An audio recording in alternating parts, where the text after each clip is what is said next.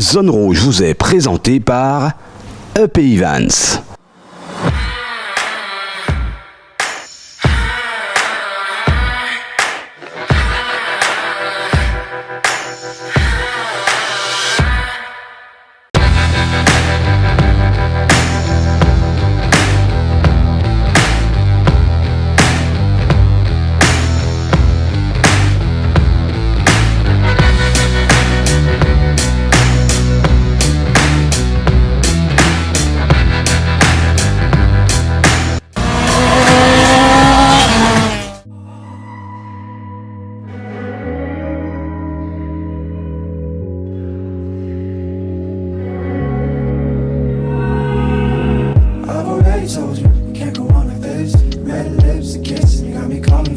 Salut à tous, merci de nous rejoindre, merci de votre fidélité.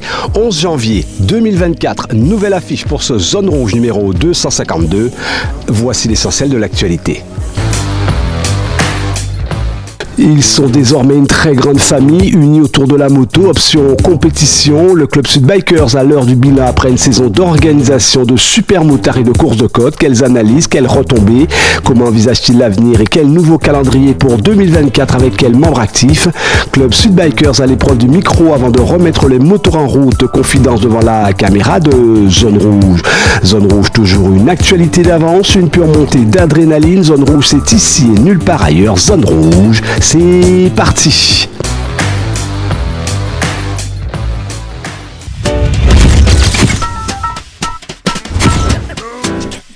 Passer du concept loisir à la compétition, il y a souvent de grandes réflexions à mener. C'est le pari que s'est fixé le club Sud Bikers de Louis-Henri Nassiette avec la complicité de toute son équipe. Depuis 2023, le club est véritablement en marche et n'a nullement à rougir de son premier calendrier de saison. Aucune fausse note en effet en 2023. Objectif à terme, se faire sa place dans l'arène des grands organisateurs.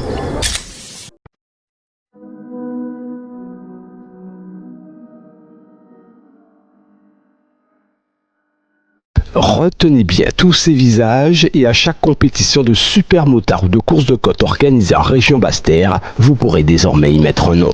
Il s'agit là des membres d'une grande famille unis pour la passion du deux roues. Le club Sud Bikers, intime au départ dévoué au loisir et depuis 2023 à la compétition. Il a fallu donc tout repenser, tout construire et surtout trouver des hommes de terrain adéquats. Objectif avoué pour ces hommes et ces femmes, aborder très rapidement un nouveau virage, donner ainsi des ailes à leurs ambitions. Quand Louis-Henri finalement fait appel à toi pour le volet compétition, dans un premier temps, est-ce que ça te correspond? Est-ce que tu dis finalement je peux être l'homme de la situation? Quand il a fait appel à moi, j'étais un peu réfractaire à tout ce qui était monde associatif. J'étais un peu réfractaire à tout ce qui était... j'étais un peu agoraphobe, donc j'avais un peu peur de la foule. J'évitais un peu tous les rassemblements de foule. Et paradoxalement, maintenant, je me retrouve à organiser des trucs pour ramener un maximum de monde. Donc, je ne savais pas que j'étais capable de tout ça. Louis-Henri, quand tu décides de te lancer dans la compétition, pourquoi cette volonté? Alors, volonté là, ça a toujours tenu volonté là, ça, parce que depuis petit, on a toujours levé à mobilette, et de mobilette, on passé à moto. Et après, on a toujours suivi en compétition à moto. Et on a toujours dit un jour, bon, la famille dans la moto, hein, madame et moi, Timon et moi, et on a toujours dit un jour, il faut que nous tenions un club. Et pour nous faire organiser un week-end qui vient sur la Basse-Terre. Justement, c'était important d'abord que Basse-Terre n'habite aille. Ça qui est très important pour moi, ça qui a démangement pour moi, c'est porter au week-end comme ça à Basse-Terre. Parce que, en quelque cas, pour la jeunesse, c'est le peuple Basse-Terre qui a souffert de ça, tout le temps fait monter, tout le week-end là, c'est pour monter. Donc, je voulais mener un week-end à Basse-Terre comme ça. En cas supposé, là, décider de mettre un super motard, bout, ou t'es qu'à pensé que ça était possible, ça était réalisable? Moi, toujours vois ça que réalisable parce que quelqu'un qui a des super motards à Jarry, on dit toujours dit ça que réalisable. C'est seul but à chercher et pour nous trouver point là, c'était trouver ce circuit là. Et quand on fait une première compétition à Basse-Terre avec Cartina, avec Artina, bon, ça poussait moi encore, en plus de réaliser un coup de fond ça à Bastet, mais manque de peau, qui a manqué beaucoup de sécurité, vu là qui est trop petit. Et après, bon, moi avec Nicolas, avec moi et Francis Michino, un peu que j'ai jamais oublié ça, nous travaillons samedi après-midi. Et de là, nous voyons Boulevard Bastet là. Et Boulevard Bastet là, dans 5 minutes, on va y trouver ce puits là. Quand le mot de compétition, organisation de super motards en plein cœur de la ville de Basse-Terre trotte dans la tête de Louis-Henri, tu te dis quoi? C'est une mission impossible ou finalement c'est un challenge qui m'intéresse? Au début, je me dis mission impossible. Donc mission impossible, obligatoirement, challenge intéressant. On se retrouve plus motivé à faire ce qui n'a jamais été fait que de faire ce qui se fait tout le temps. Le jour de la course, palpitation, on y est. C'est déjà un premier challenge de réussi. Le jour de la course, déjà dès la veille, plus trop d'alimentation parce qu'il n'y a plus grand chose qui passe par la gorge. Parce que bon, la compétition commence le samedi avec le contrôle technique. Il y a toute une équipe qui s'occupe du contrôle technique.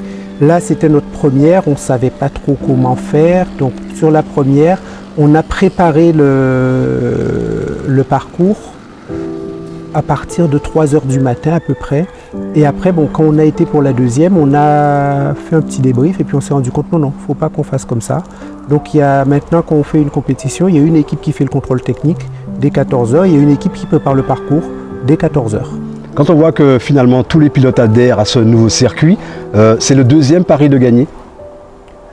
Oui, le plus gros pari, c'était d'emmener les pilotes sur quelque chose qu'ils apprécieraient.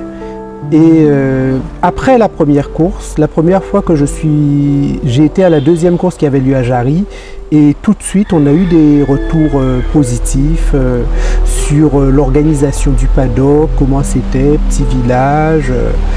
Et donc là on se dit, bon, on est sur la bonne voie, il faut continuer à écouter, parce que selon moi il faut qu'on soit à l'écoute du pilote pour s'améliorer. On peut toujours s'améliorer, on ne fait pas la copie parfaite. De l'avis des pilotes, dès qu'ils ont établi leur premier tour de roue sur le circuit qui a plu à tout le monde, ça a donné la chair de poule, on s'est dit finalement qu'on va vers une grande compétition. Oui, les retours ont été instantanés. Avant même de rouler dessus, les pilotes commencent à se dire mais c'est un rêve de pouvoir rouler avec la mer juste à côté. Vu sur la mer pendant qu'on fait son freinage, c'est pas évident. Il y en a qui ont dit ça rappelle Philippe Island en MotoGP. On a l'impression que c'était important quand organiser, jouer anniversaire. En plus avec le succès, tout le monde vini, t'es ni bel vainqueur. Oui. Finalement, t'es en boucle satisfait au bout du compte. Enfin, pour moi, ça a été très satisfait parce que pour la première organisation, nous, et pour ça que j'ai souhaité en vie en moi, c'était plus belle bitan en moi que j'ai souhaité en vie en moi de réaliser ça et réaliser joie anniversaire en moi. Ben, c'est un bitan inoubliable. Et toute famille en moi qui est content. Et le peuple qui est content. Le soir même, à peine que ça finit, tu as déjà pensé à l'autre super motard là? Oui, le soir même, nous avons pensé à l'autre super motard là parce que quand nous voyons l'organisation là, ça réussit. Et enfin, pour nous réaliser bon réussite là même, parce que faire nous garder aussi problème, nous quand même, hein, puis c'est vers les 3 h du matin, madame à moi, fille à moi, avec Tiniès à moi, avec Nicolas, l'équipe Vini, mais nous voyons quand même Tini travaille encore derrière Manier, et nous moi qui voyons un motard paraître, et M. Atil, bon, enfin, il n'a pas été invité, il n'a pas été à rien, il n'a pas été même qu'à changer. Et il dit nous, est-ce que nous besoin un coup de main? On dit oui, nous besoin un coup de main. Et il prend ça en main. Et c'est de là, on voit Valère Atil aussi. Et on voit les bâtiriens Kachimbeyo, la main dans la main. Et jusqu'à présent, il y avait nous. Et ça a fait moi plaisir à payer lâcher. Finalement, c'était important justement que tout le monde, ni même idée là, qui au force là pour justement lancer en première course. Oui, enfin, quand nous mettons ça à 6 pieds quand même, bon, enfin, les Bastériens disent quand même, en tant que les Bastériens disent quand même, Atini l'idée là, ça, mais l'idée là, ça peut tellement réaliser quand même. Mais après, quand ils voient emmener fruit là, ça quand même, ils ont tout fouet à eux et bénévoles, pas mal de rien, nous remettons nous à travailler. Pour nous réaliser des certains bulletins positifs, pour nous réaliser ça positif. Là, vous décidez ça, est-ce que vous dites Louis-Henri fou? Non, et enfin, en temps de moula, ça aussi, même c'était en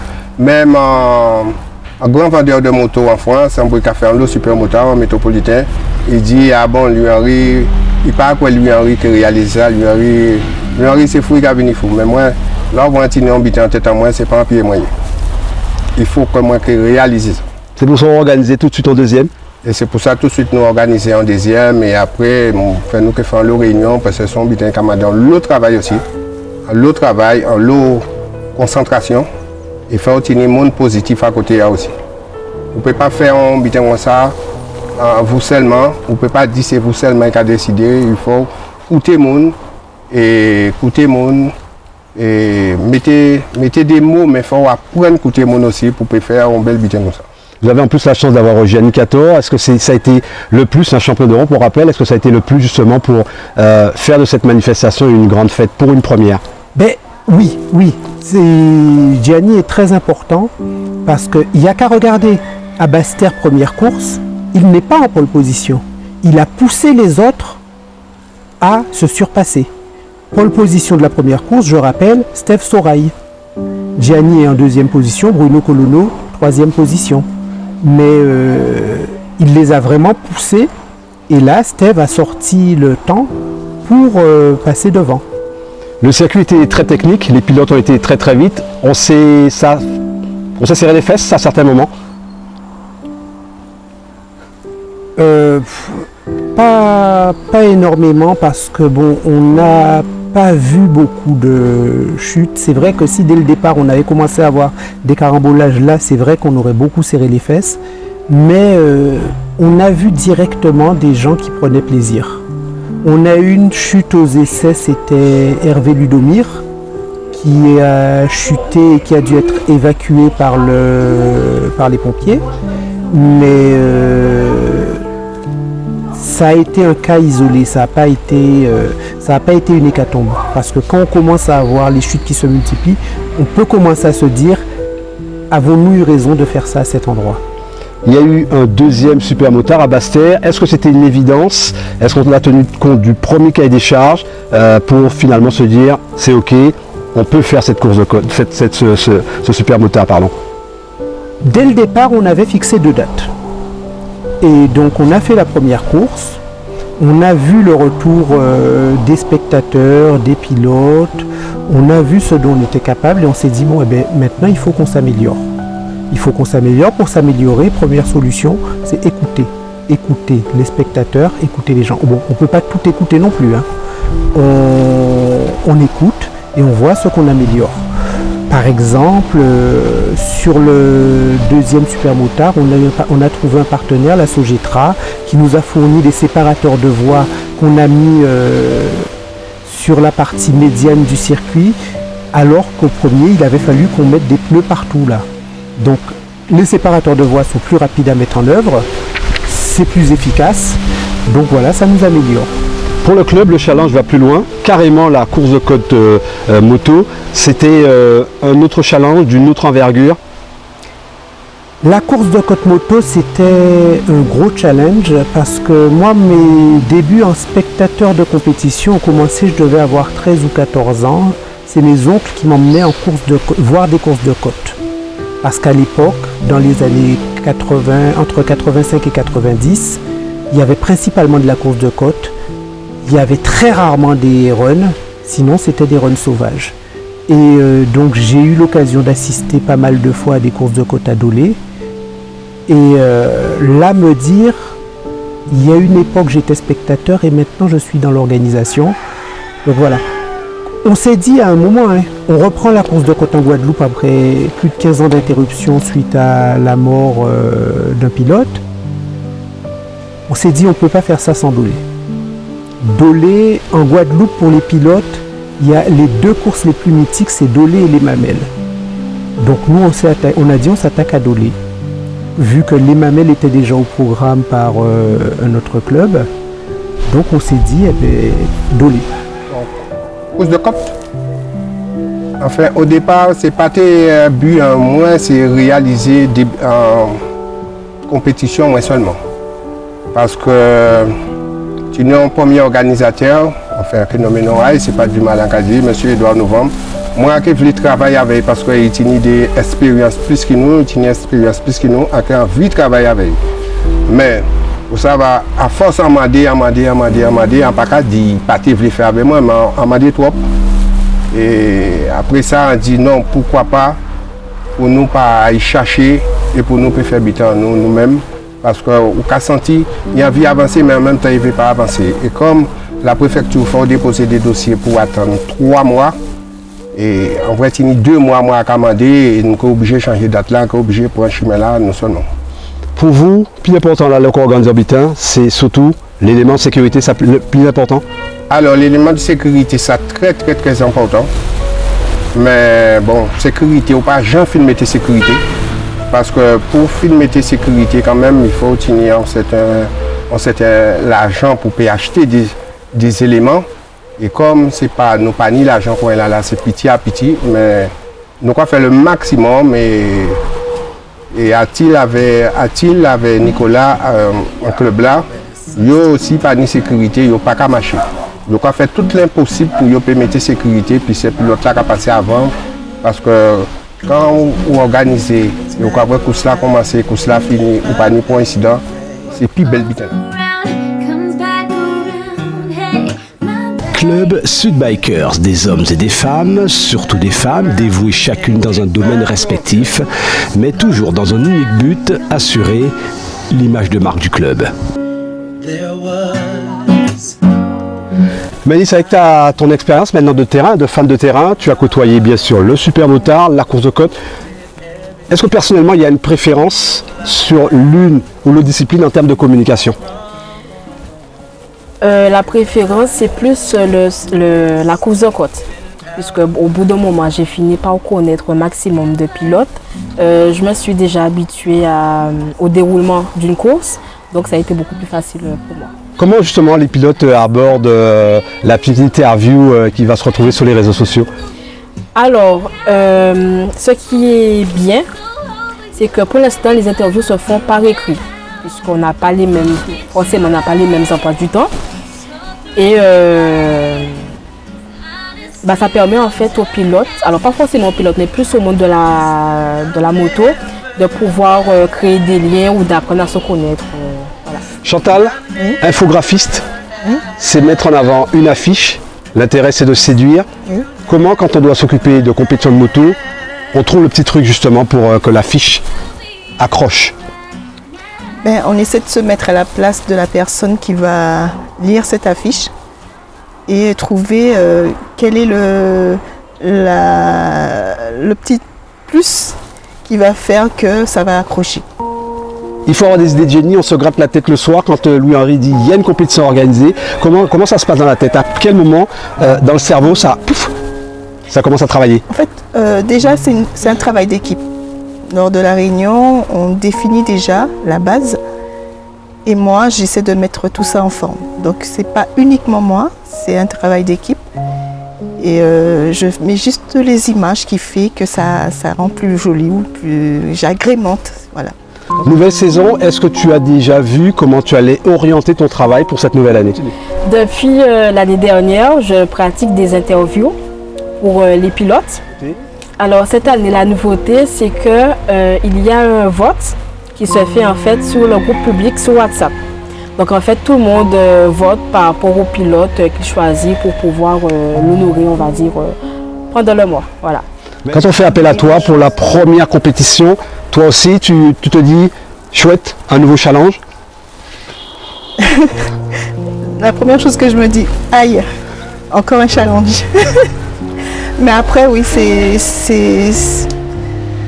motivant, c'est beaucoup d'adrénaline et puis c'est un travail qui enrichit, qui met en valeur en fait. Une petite question piège, est-ce que tu as un pilote préféré parmi tous ceux que tu as côtoyés depuis ta mission? Joker.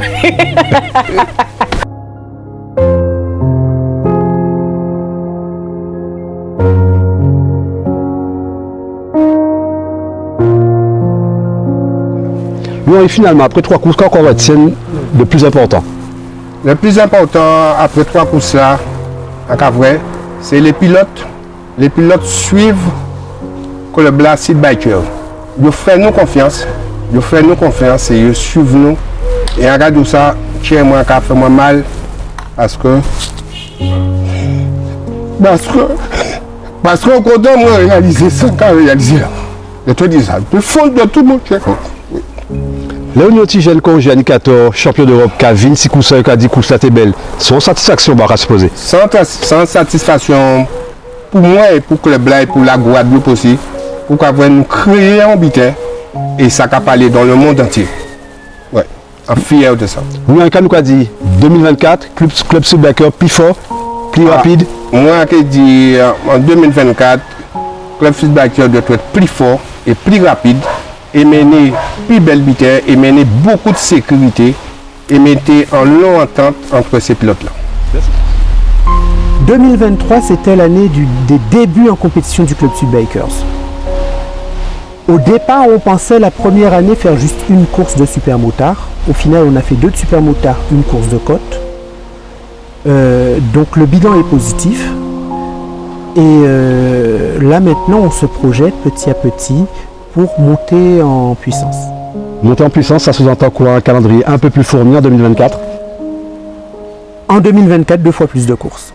Donc là, cette année, on va partir sur 3 courses de supermotard et 3 courses de côte.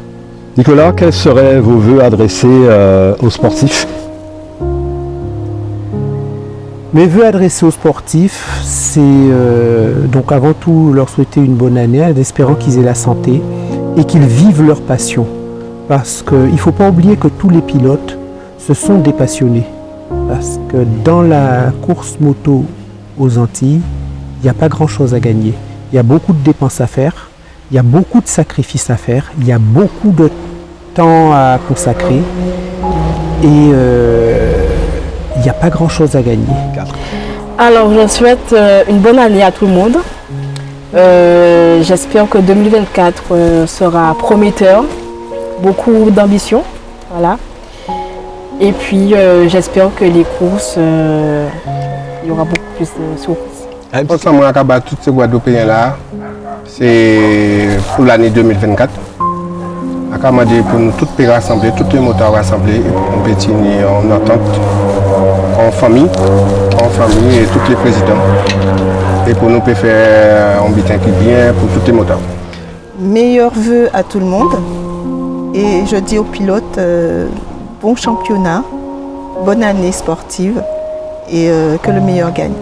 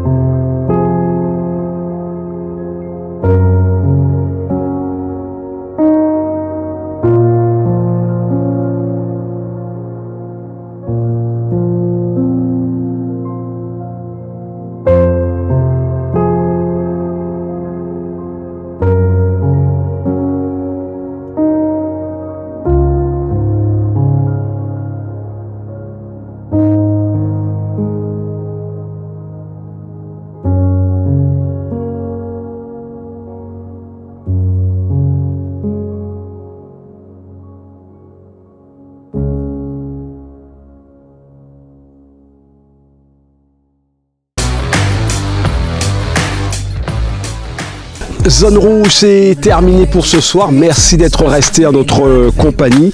Prochain invité de notre magazine, Sébastien Belvert. Nous allons passer en revue sa saison 2023. Prenez soin de vous, prudence sur les routes. À la semaine prochaine. Nous, en attendant, on coupe les moteurs.